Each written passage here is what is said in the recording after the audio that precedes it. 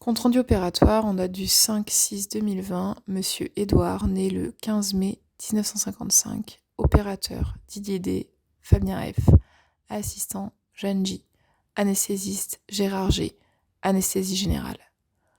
Cholécystectomie, cholangiographie, célioscopie. Indication, patient de 65 ans adressé par le docteur Antoine pour la prise en charge d'une lithiase vésiculaire symptomatique connue de longue date. Poids 105 kg, taille 1m70. Pas de traitement en cours. Donneur de sang de manière régulière.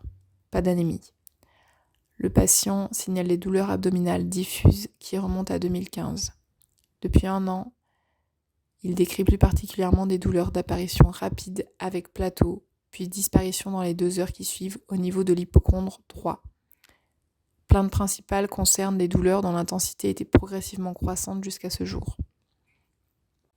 Échographie des voies biliaires, le 1er juin 2020, calcification hyperocogène mobile.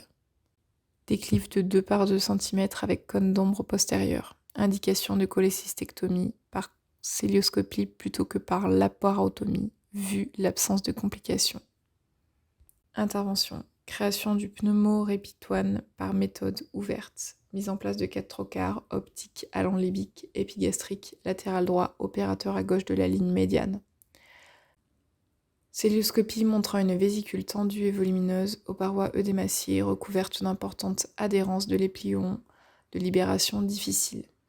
Dissection du pédicule hépatique avec mise en place de clips sur le canal cystique et l'artère cystique.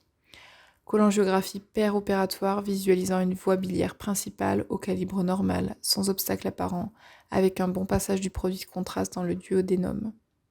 Fermeture cystique.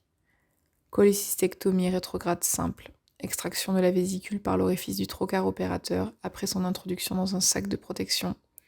Lavage sous-hépatique au sérum tiède. Fermeture des incisions pariétales plan par plan à l'aide de points séparés de fils résorbables 0 montés sur de petites aiguilles sans drainage. Difficultés, complications. Déroulement de l'intervention standard. Complications péropératoires, aucune. Didier D. Fabien F.